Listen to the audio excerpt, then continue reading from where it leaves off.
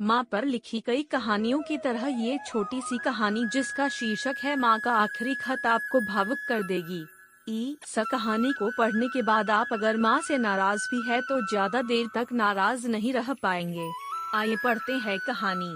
रात के 12 बज चुके थे। माँ कभी दरवाजे की तरफ देखती तो कभी एक नजर घड़ी की तरफ। माँ की आंखों में और चेहरे पर चिंता साफ नजर आ रही थी। थोड़ी ही देर में दरवाजे की घंटी बजी। माँ ने काफी तेजी से दरवाजा खोला और सामने बेटे विक्रम और बहू मान्यता को देखकर पूछा, इतनी देर क्यों हो गई? मैं कब से तुम्हारी राह देख रही थी। माँ, मैं अब छोटा नहीं हूँ, तुम मेरी चिंता मत किया करो। विक्रम घर के अंदर प्रवेश करते हुए बोला, बेटा कितना भी बड़ा हो जाए माँ के लिए छोटा ही रहता है। चलो छोड़ो, हाथ पैर धो लो, मैं तुम्हारे लिए खाना लगा देती हूँ। माँ ने दरवाजा बंद करते हुए कहा, माँ जी हम बाहर से खाना खाकर आए हैं, आप खा लीजिए, हम सोने जा रहे हैं। बहू मान्यता ने कहा, लेकिन मैंने तो तुम लोगों की पसंद की खीर बनाई है, आओ थोड़ी थोड़ी खा लो। माँ तुझे एक बार में समझ में नहीं आता क्या? तेरी बहू ने कहा, ना हम बाहर से खाना खाकर आए हैं, क्यों परेशान करती है? जा तू खीर खा ले और सो जा, और हमें भी से शांति से सोने दे। माँ अकेले कैसे खीर खा सकती थी और उसे बिना खाए नींद कैसे आ सकती थी, क्योंकि बेटे के इंतजार में उसने भी कुछ नहीं खाया था। वह किचन में गई, एक गिलास पानी पिया और अपने रूम में चली गई। सुबह 10 बजे विक्रम की आंखें खुली। बाजू में मान्यता अभी भी सो रही थी। विक्रम हॉल में आया तो लैपटॉप के पास रखी एक चिट्ठी पर उसके नजर पड़ी। यह चिट्ठी किसकी हो सकती है, यह देखने के लिए उसने चिट्ठी खोलकर पढ़ना शुरू किया। मेरे लाल, तू सोच रहा होगा कि एक ही घर में रहते हुए ये चिट्ठी क्यों? मैं तुम्हें बोलकर भी ये बात बता सकती थी डंडाहा, बता सकती थी अगर तू मेरी बातें सुनना चाहता तो।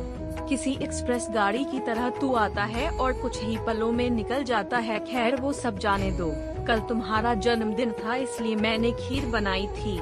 सोचा कम से कम आज के दिन साथ में बैठकर खाना खाएंगे।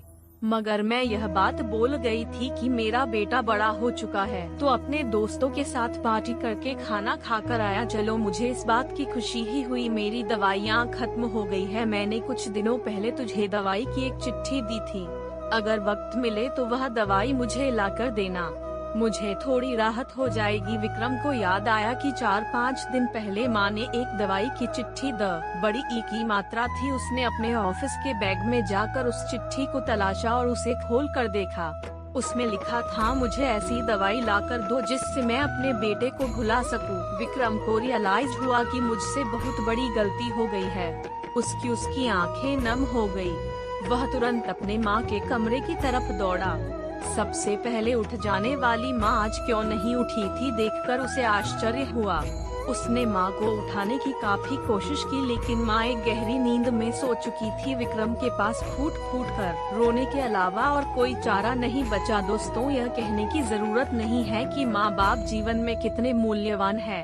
उनके रहते हुए ही उनकी सेवा करो, उनसे प्यार करो। वह चले जाएंगे तो कुछ नहीं कर पाओगे। दोस्तों, आपको ये कहानी कैसी लगी हमें कमेंट करके जरूर बताइए। दोस्तों, ऐसे ही कहानियाँ रोजाना सुनने और देखने के लिए चैनल को सब्सक्राइब जरूर कर लीजिए। धन्यवाद।